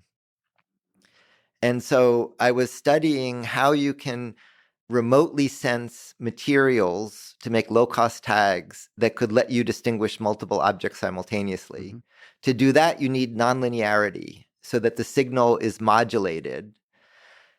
And so I was looking for material sources of nonlinearity, and that led me to look at how nuclear spins interact. Mm-hmm. Just for spin resonance, the sort of things you use when you go in an MRI machine. And so I was studying how to use that. And it turns out that it was a bad idea. You couldn't remotely use it for shoplifting tags. But I realized you could compute. And so with a group of colleagues thinking about early quantum computing, like David DiVincenzo and Charlie Bennett, was articulating what are the properties you need to compute, and then looking at how to make the tags. It turns out the tags were a terrible idea for sensing objects in a supermarket checkout, but I realized they were computing. So with Ike Chuang and a few other people, we realized we could program nuclear spins to compute. And so that's what we use to do Grover's search algorithm. And then it was used for Shor's factoring algorithm. And it worked out. The systems we did it in, nuclear magnetic resonance, don't scale beyond a few qubits. Mm-hmm. But the techniques have lived on. And so, all the current quantum computing techniques grew out of the ways we would talk to these spins. But I'm telling this whole story because it came from a bad way to make a shoplifting tag. Starting with an application, mistakes led to the fundamental science. Fundamental science. Yeah. I mean, can you just linger on that? I mean, just the using nuclear spins to do computation, and that, what gave you the guts to try to think through this from a digital fabrication perspective, actually, how to leap from one to the other? I wouldn't call it guts. I would call it collaboration. So at IBM, there was this amazing group of, like I mentioned, Charlie Bennett and David DiVincenzo and Rolf Landauer and Nabil Amir. And these were all gods of thinking about physics and computing. So I yelled at the whole computer industry being based on a fiction, Metropolis, programmers frolicking in the garden while somebody moves levers in the basement. Mm-hmm. There's a complete parallel history of Maxwell to Boltzmann to Szilard to Landauer to Bennett. And most people won't know most of these names, but this whole parallel history, thinking deeply about how computation and physics relate. So I was collaborating with that whole group of people. And then at MIT, I was in this high traffic environment. I wasn't deeply inspired to think about better ways to detect shoplifting tags, but stumbled across companies that needed help with that and was thinking about it. And then I realized those two worlds intersected, and we could use the failed approach for the shoplifting tags to make early quantum computing algorithms. And this kind of stumbling is fundamental to the Fab Lab idea, right? Right. Here's one more example. With a student, Manu, we talked about ribosomes, and I was trying to build a ribosome that worked on fluids so that I could place the little parts we're talking about. And it kept failing because bubbles would come into our system and the bubbles would make the whole thing stop working. Mm-hmm. And we spent about half a year trying to get rid of the bubbles. Then Manu said, wait a minute, the bubbles are actually better than what we're doing. We should just use the bubbles. And so we invented how to do universal object with logic with little bubbles in fluid. Okay, you have to explain this microfluidic bubble logic, please. How does this work? So yeah, it's super interesting. Yeah, and so I'll come back and explain it. But what it led to was we showed fluids could do. It'd been known fluid could do logic, like your old automobile transmissions do logic, but that's macroscopic. It didn't work at little scales. We showed with these bubbles we could do it at little scales.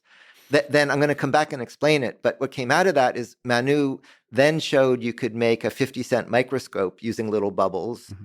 And then the techniques we developed are what we use to transplant genomes to make synthetic life. All came out of the failure of trying to make the genome, the ribosome. Now, so the way the bubble logic works is in a little channel, fluid at small scales is fairly viscous. It's sort of like pushing Jell-O, think of it as.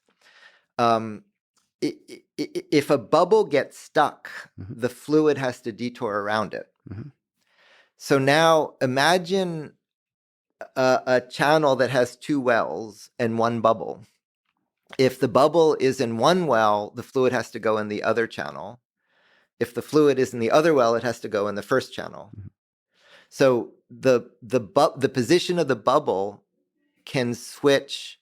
It's a switch. It can switch the fluid between two channels. So now we have one element, a switch. And it's also a memory because you can detect whether or not a bubble is stored there.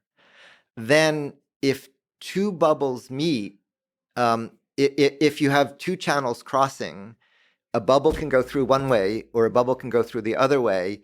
But if two bubbles come together, then they push on each other and one goes one way and one goes the other way. Mm-hmm. That's a logic operation. Mm-hmm. That's a logic gate. So we now have a switch, we have a memory, and we have a logic gate, and that's everything you need to make a universal computer. I mean, the fact that you did that with bubbles in microfluid, just kind of brilliant. Well, so to stay with that example, what we proposed to do was to make a fluidic ribosome, and the project crashed and burned. It was a disaster. This is what came out of it. And so it was precisely ready, fire, aim, in that we had to do a lot of homework to be able to make these microfluidic systems. The fire part was we didn't think too hard about making the ribosome. We just tried to do it. Mm-hmm. The aim part was we realized the ribosome failed, but something better had happened. And if you look all across research funding, research management, it doesn't anticipate this. So fail fast is familiar, mm-hmm. but fail fast tends to miss ready, and aim. You can't just fail. You have to do your homework before the fail part, and you have to do the aim part after the fail part. And so the whole language of research is about like milestones and deliverables. That works when you're going down a straight line, but it doesn't work for this kind of discovery. And to leap to something you said that's really important is I view part of what the Fab Lab network is doing is giving more people the opportunity to fail. You've said that geometry is really important in biology. What does fabrication biology look like? Why is geometry important? So molecular biology is dominated by geometry. That's why the protein folding is so important. That the geometry gives the function, and there's this hierarchical construction of as you go through primary, secondary, tertiary, quaternary, the shapes of the molecules make the shape of the molecular machines. Mm-hmm. And they really are exquisite machines. If you look at how your muscles move, mm-hmm. if you were to see a simulation of it, it would look like a improbable science fiction cyborg world of these little walking robots that walk on a discrete lattice. They're really exquisite machines. And then from there, there's this whole hierarchical stack of once you get to the top of that, you then start making organelles that make cells that make organs through the stack of that hierarchy. Just stepping back, does it amaze you that from small building blocks where amino acids, you mentioned molecules, let's go to the very beginning of hydrogen and helium at the start of this universe, that we're able to build up such complex and beautiful things like our human brain? So studying thermodynamics, which is exactly the question of, batteries run out and need recharging. Mm-hmm. Equipment, cars get old and fail, mm-hmm. yet life doesn't. And that's why there's a sense in which life seems to violate thermodynamics, although of course it doesn't. It seems to resist the march towards entropy somehow. Right. And so Maxwell, who helped give rise to the science of thermodynamics, posited a problem that was so infuriating it led to a series of suicides. There was a series of advisors and advisees, 3 in a row, that all ended up committing suicide that happened to work on this problem. And Maxwell's demon is this simple but infamous problem where right now in this room, we're surrounded by molecules and they run at different velocities. Imagine a container that has a wall and it's got gas on both sides and a little door. And at the door is a molecular-sized creature, and it could watch the molecules coming. And when a fast molecule is coming, it opens the door. When a slow molecule is coming, it closes the door. Mm-hmm. After it does that for a while, one side is hot, one is cold. When something is hot and is cold, you can make an engine. And so you close that and you make an engine and you make energy. Mm-hmm. So the demon is violating thermodynamics because it's never touching the molecule.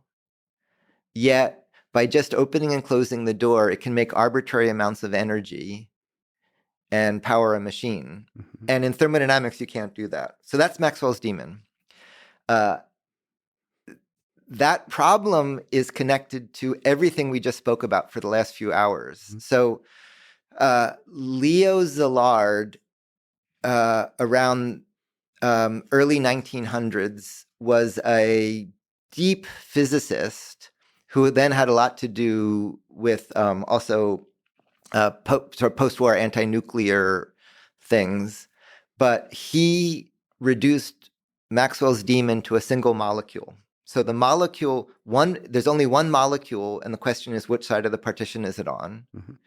That led to the idea of one bit of information. So Shannon credited Szilard's analysis of Maxwell's demon for the invention of the bit. For many years, people tried to explain Maxwell's demon by like the energy in the demon looking at the molecule or the energy to open and close the door, and nothing ever made sense. Finally, Rolf Landauer, one of the colleagues I mentioned at IBM, finally solved the problem. He showed that you can explain Maxwell's demon by you need the mind of the demon. When the demon opens and closes the door, as long as it remembers what it did, you can run the whole thing backwards. But when the demon forgets, then you can't run it backwards.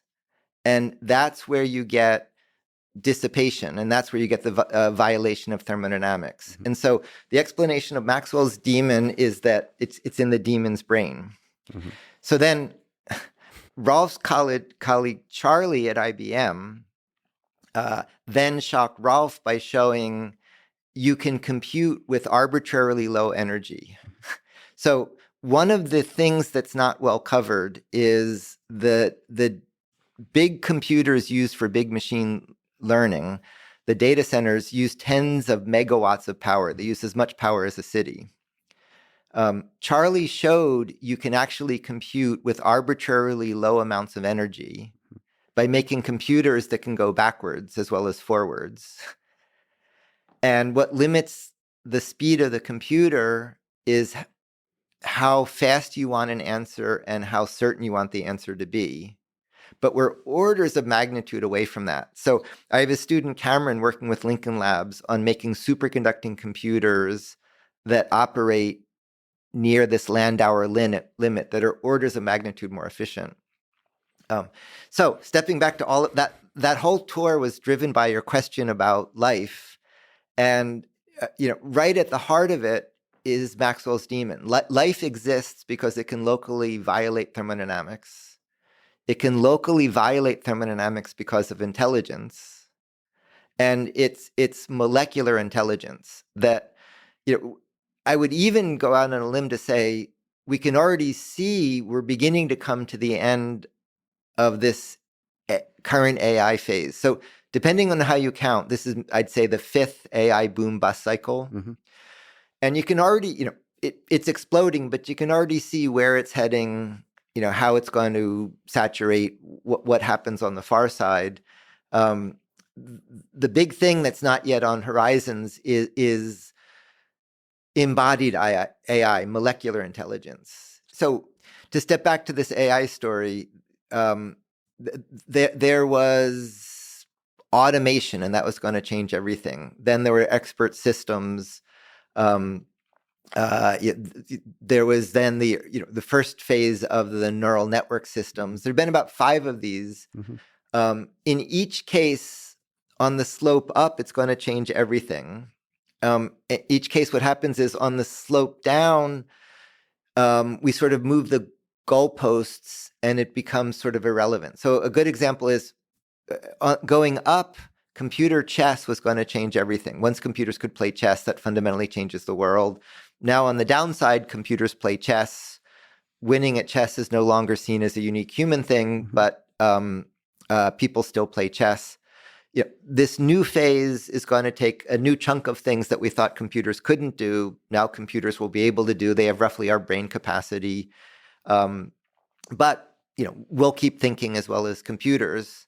And as I described, while we've been going through these 5 boom busts, if you just look at the numbers of ops per second, bits storage, bits of I/O, that's the more interesting one. That's been steady, and that's what finally caught up to people.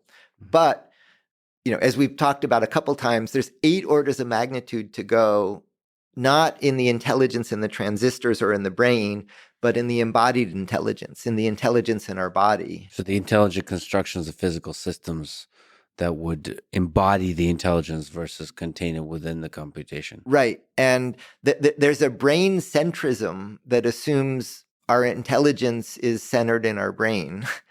And in endless ways in this conversation, we've been talking about molecular intelligence. Our molecular systems do a deep kind of artificial intelligence. All the things you think of as artificial intelligence does in representing knowledge, storing knowledge, searching over knowledge, adapting to knowledge, our molecular systems do. But the output isn't just a thought, it's us. It's the evolution of us. And that's, the real horizon to come is now embodying AI of not just a processor and a robot, but building systems that really can grow and evolve. So we've been speaking about this boundary between bits and atoms. So let me ask you about one of the big mysteries of consciousness. Do you think it comes from somewhere between that boundary? I won't name names, but if you know who I'm talking about, it's probably clear. I once did a drive, in fact, up to the Mussolini era villa outside Torino, in the early days of what became quantum computing, with a famous person who thinks about quantum mechanics and consciousness. Mm-hmm. And we had the most infuriating conversation that went roughly along the lines of consciousness is weird, quantum mechanics is weird, therefore quantum mechanics explains consciousness. That was roughly the logical process. And you're not satisfied with that process? No, and I say that very precisely in the following sense. I was a program manager, somewhat by accident, in a DARPA program on quantum biology. Mm-hmm. And so biology trivially uses quantum mechanics that were made out of atoms. But the distinction is, in quantum computing, quantum information, you need quantum coherence.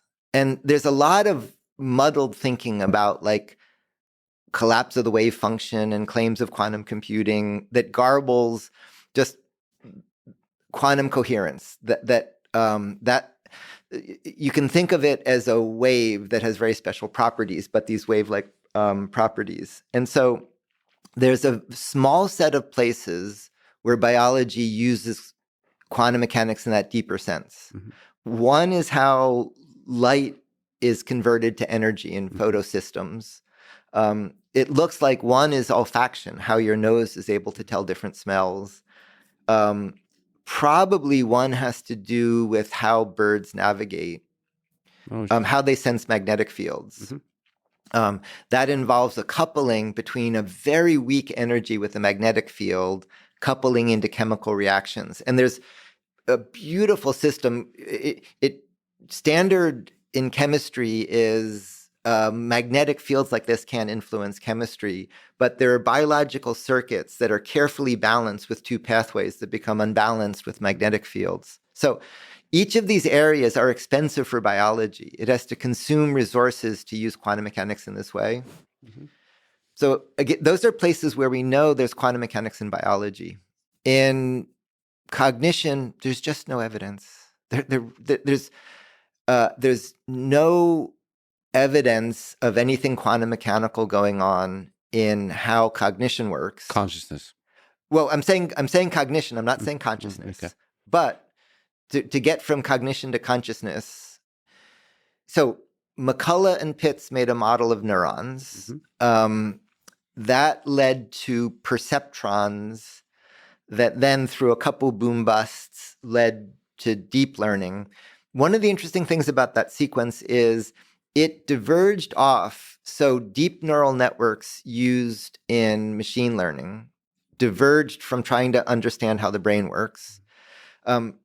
What makes them work, what's emerged is it's a really interesting story. This may be too much of a technical detail, but it has to do with function approximation. That we had talked about exponentials. A deep network needs an exponentially larger shallow network to do the same function. Mm-hmm. And that exponential is what gives the power to deep networks. But what's interesting is the sort of lessons about building these deep architectures and how to train them have really interesting echoes to how brains work. Mm-hmm. And there's an interesting conversation that's sort of coming back of neuroscientists looking over the shoulder of people training these deep networks, seeing interesting echoes for how the brain works, interesting parallels with it. And so I didn't say consciousness, I just said cognition, but I don't know any experimental evidence that points to anything in neurobiology that says we need quantum mechanics. And I view the question about whether a large language model is conscious as silly in that biology is full of hacks and it works. Mm-hmm. There's no evidence we have that there's anything deeper going on than just this sort of stacking up of hacks in the brain. And somehow consciousness is one of the hacks or an emergent property of the hacks. Absolutely. And just numerically, I said big computations now have the degrees of freedom of the brain. Mm-hmm. And they're showing a lot of the phenomenology of what we think as properties of what a brain can do. And I don't see any reason to invoke anything else. That makes you wonder what kind of beautiful stuff digital fabrication will create. If biology created a few hacks on top of which consciousness and cognition and some of the things we love about human beings was created, it makes you wonder what kind of beauty in the complexity can be created through digital fabrication. There's an early peek at that, which is there's a misleading term, which is generative design. Mm-hmm. Generative design is where you don't tell a computer how to design something, you tell the computer what you want it to do. Mm-hmm. That doesn't work, that only works in limited subdomains. You can't do really complex functionality that way. Mm-hmm. The one place it's matured, though, is topology optimization for structure. So let's say you wanted to make a bicycle mm-hmm. or a table. You describe the loads on it, and it figures out how to design it. Mm-hmm. And what it makes are beautiful, organic-looking things. These are things that look like they grew in a forest. Mm-hmm. And they look like they grew in a forest because that's sort of exactly what they are, that they're solving the ways of how you handle loads in the same way biology does. And so you get things that look like trees and shells and all of that. And so that's a peak at this transition to from we design to we teach the machines how to design. What can you say about, because you mentioned cellular automata earlier, about from this example you just gave, and in general, the observation you can make by looking at cellular automata, that there's from simple rules and simple building blocks can emerge arbitrary complexity. Do we understand? Do you understand what that is? How that can be leveraged? So understand what it is much easier than it sounds. I complained about Turing's machine making a physics mistake, but Turing never intended it to be a computer architecture. He used it just to prove results about uncomputability. Mm-hmm. What Turing did on what is computation is exquisite, is gorgeous. He gave us our notion of computational universality, and something that sounds deep and turns out to be trivial is it's really easy to show almost everything is computationally universal. Mm-hmm. So Norm Margolis wrote a beautiful paper with Tom Toffoli showing in a cellular automata world is like the game of life, where you just move tokens around. They showed that modeling billiard balls on a billiard table with cellular automata is a universal computer. Mm-hmm.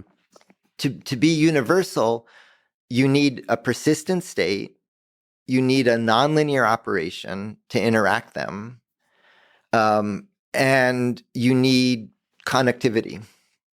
So that's what you need to show computational universality. Mm-hmm. So they showed that a CA modeling billiard balls is a universal computer. Chris Moore went on to show that instead of chaos, Turing showed there are problems in computation that you can't solve, that they're harder than you can't predict. They're actually in a deep reason that they are unsolvable. Chris Moore showed it's very easy to make physical systems that are uncomputable, that what the physics system does just bouncing balls and surfaces, you can make systems that solve uncomputable problems. And so almost any non-trivial physical system is computationally universal.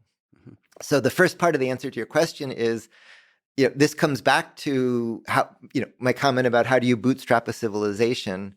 You just don't need much to be computationally universal. So then there isn't today a notion of like fabricational universality or fabricational complexity. The sort of numbers I've been giving you about you eating lunch versus the chip fab, sort of that's in the same spirit of what Shannon did. But once you connect computational universality to kind of fabricational universality, you then get the ability to grow and adapt and evolve. Because that evolution happens in the physical space. Yeah. And that's ultimately. And so that's why, for me, the heart of this whole conversation is morphogenesis. So just to come back to that, what Turing ended his sadly cut short life studying was how genes give rise to form. So how the small amount of it, relatively in effect, small amount of information in the genome can give rise to the complexity of who you are, and that's where what resides is this molecular intelligence, which is first how to describe you, but then how to describe you such that you can exist and you can reproduce and you can grow and you can evolve. And so, that's the seat of our molecular intelligence. The maker revolution in biology. Yeah, it really is. It really is. And that's where you can't separate communication, computation, and fabrication. You can't separate computer science and physical science. You can't separate hardware and software. They all intersect right at that place. Do you think of our universe as just one giant computation? I would even kind of say quantum computing is overhyped in that there's a few things quantum computing is going to be good at. One is breaking crypto systems, but we know how to make new crypto systems. What it's really good at is modeling other quantum systems. So for studying nanotechnology, it's going to be powerful. But quantum computing is not going to disrupt and change everything. But the reason I say that is this interesting group of strange people who helped invent quantum computing before it was clear anything was there. One of the main reasons they did it wasn't to make a computer that can break a crypto system. It was, you could turn this backwards. You could be surprised quantum mechanics can compute, or you can go in the opposite direction and say, if quantum mechanics can compute, that's a description of nature. So physics is written in terms of partial differential equations. That is an information technology from 2 centuries ago.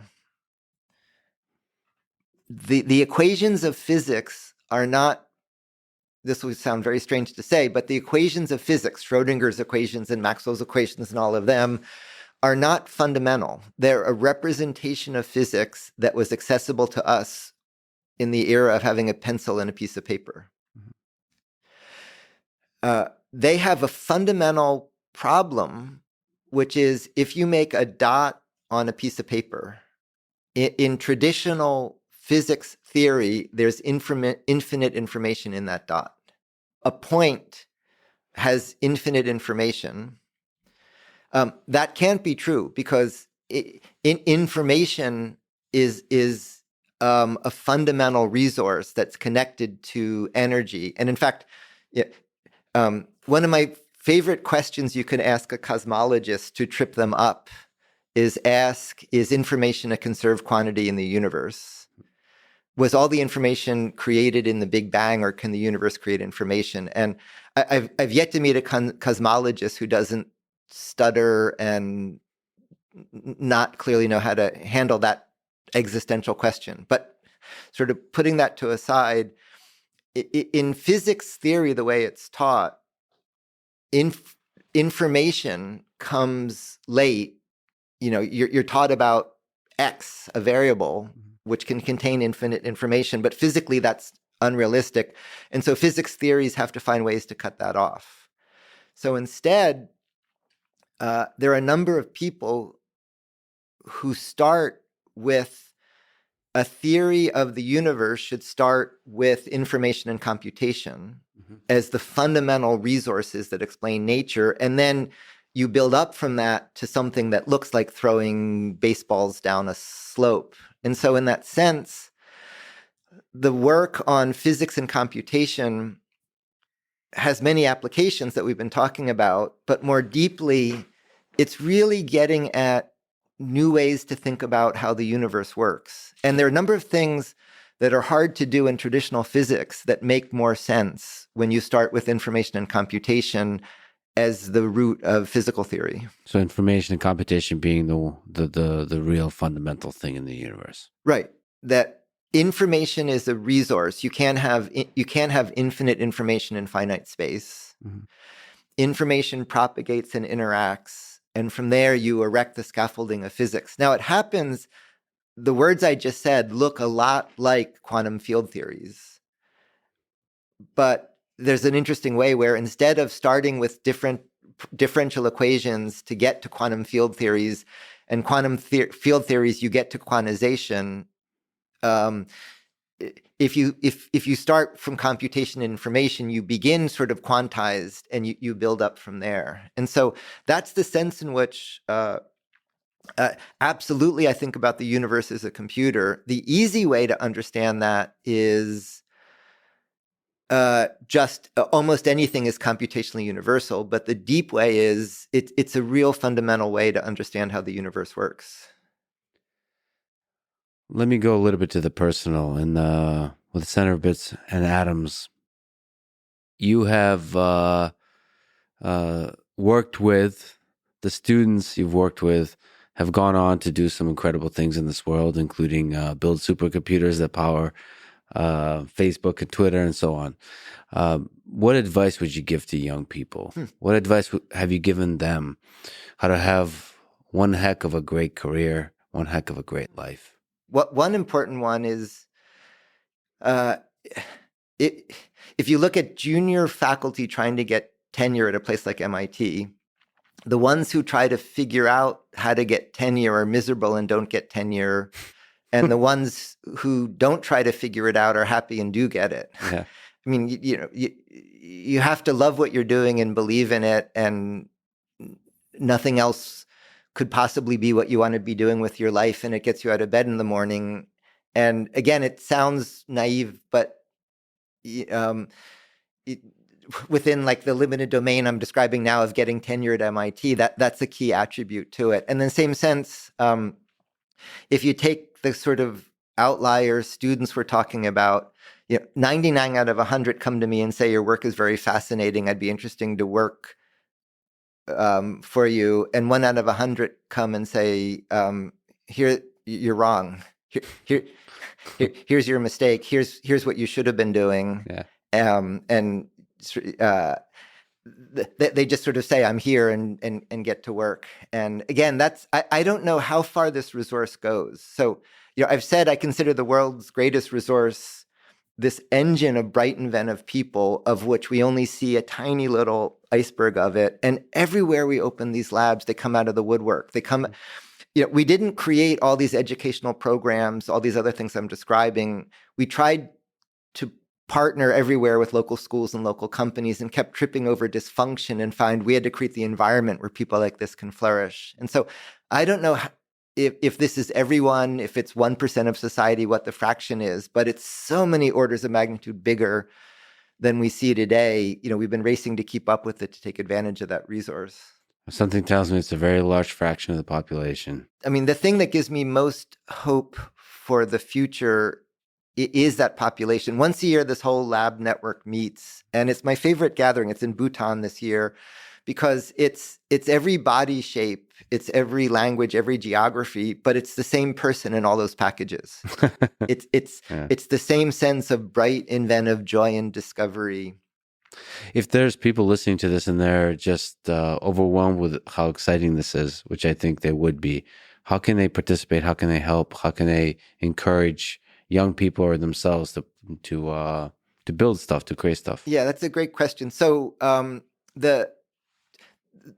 this is part of a much bigger maker movement that has a lot of embodiments. The part I've been involved in, this Fab Lab network, you can think of as a curated part that works as a network. So you don't benefit in a gym if somebody exercises in another gym, but in the Fab network, you do in a sense benefit when somebody works in another network, another lab, in the way it functions as a network. So you can come to cba.mit.edu to see the research we're talking about.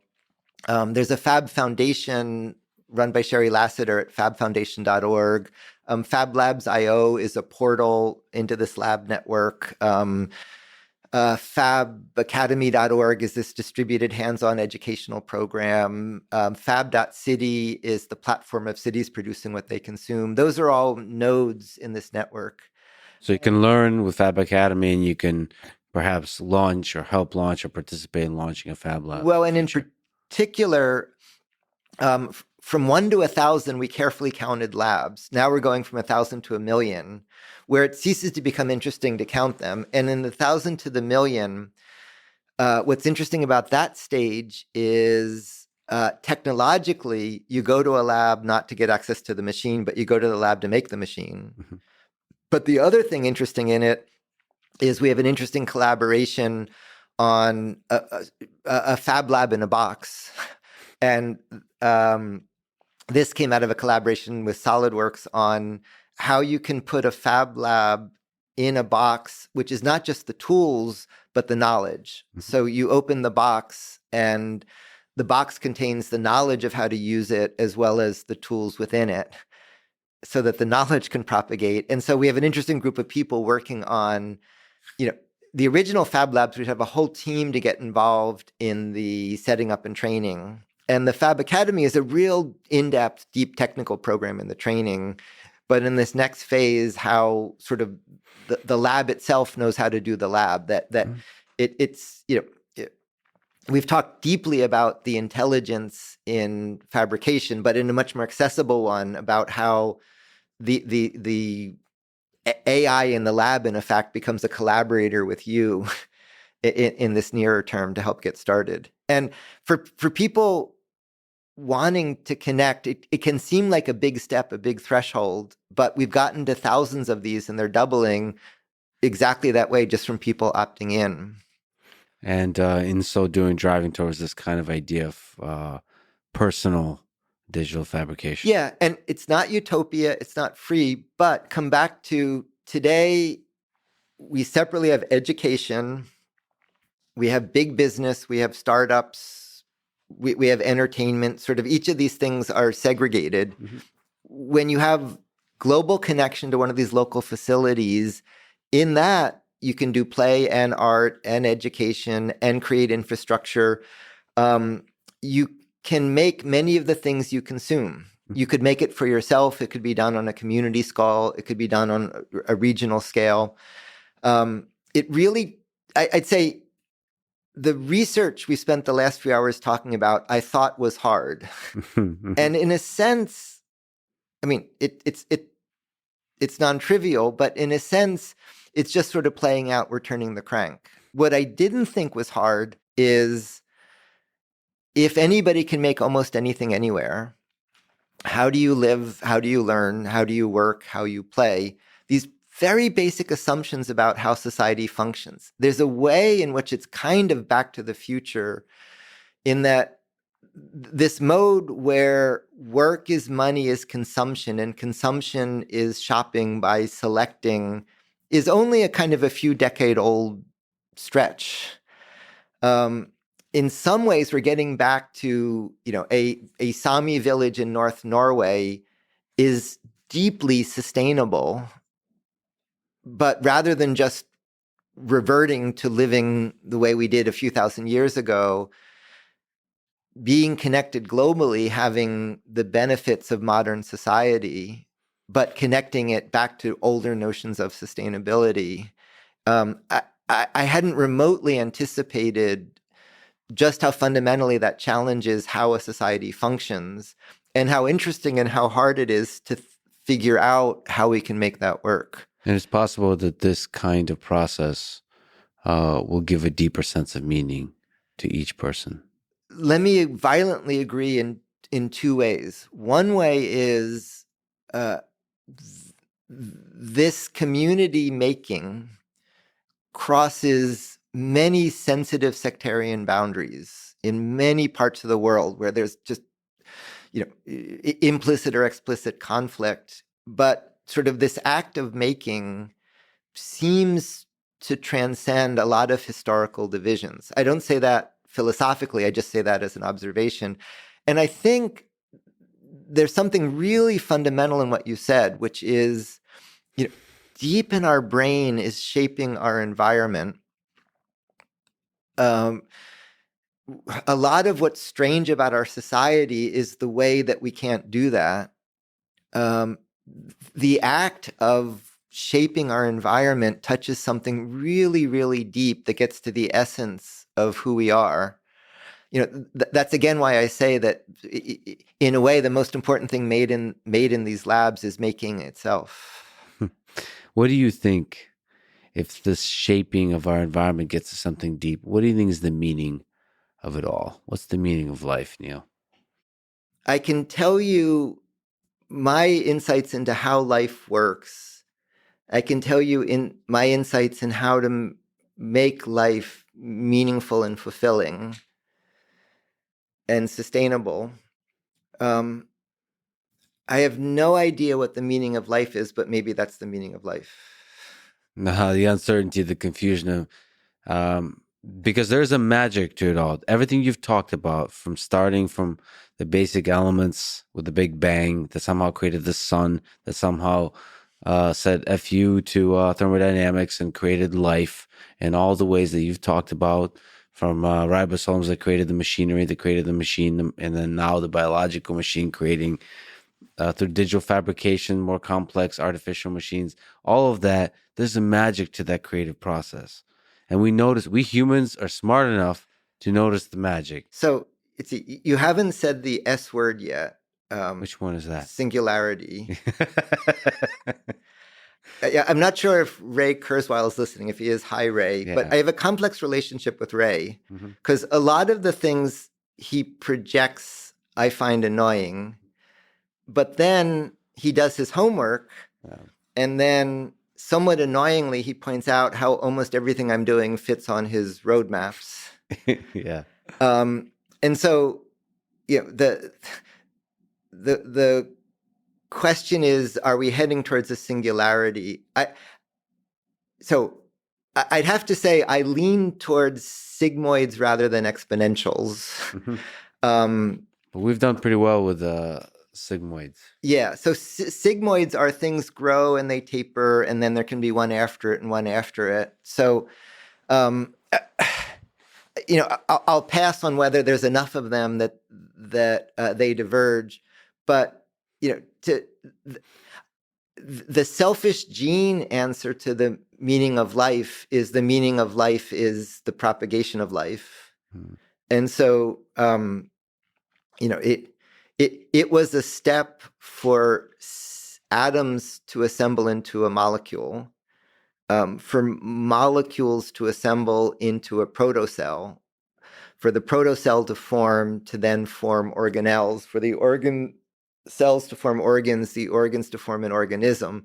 Then it was a step for organisms to form family units, then family units to form villages. You can view, each of those as a stack in the level of organization. So you could view everything we've spoken about as the imperative of life, just the next step in the hierarchy of that, in the fulfillment of the inexorable drive of the violation of thermodynamics. So, you could view, I'm an embodiment of the will of the violation of thermodynamics speaking. The two of us having an old chat, yes. Yeah. And so it continues, and even then the singularity is just a transition up the ladder. There's nothing deeper to consciousness than it's a derived property of distributed problem solving. There's nothing deeper to life than embodied AI in morphogenesis. So why so much of this conversation in my life is involved in these fab labs? And initially it just started as outreach, then it started as keeping up with it. Then it turned to it was rewarding. Then it turned to we're learning as much from these labs in as goes out to them. It began as outreach, but now more knowledge is coming back from the labs than is going into them. And then finally, it ends with what I described as competing with myself at MIT. But a better way to say that is tapping the brain power of the planet. And so, I guess for me personally, that's the meaning of my life. And maybe that's the meaning for the universe too. It's using us humans and our creations to understand itself. In a way, it's whatever the creative process that created Earth, it's competing with itself. Yeah. So you could take morphogenesis as a summary of this whole conversation, or you could take recursion. That in a sense, what we've been talking about is recursion all the way down. And in the end, I think this whole thing is pretty fun. It's short, life is, but it's pretty fun. And so is this conversation. I mentioned to you offline that I'm going through some difficult stuff personally, and your passion for what you do is just really inspiring, and it just lights up my mood and lights up my heart. And you're an inspiration for, I know, thousands of people that work with you at MIT and millions of people across the world. It's a big honor that you would sit with me today. This is really fun. This was a pleasure. Thanks for listening to this conversation with Neil Gershenfeld. To support this podcast, please check out our sponsors in the description. And now, let me leave you with some words from Pablo Picasso. Every child is an artist. The challenge is staying an artist when you grow up. Thank you for listening, and hope to see you next time.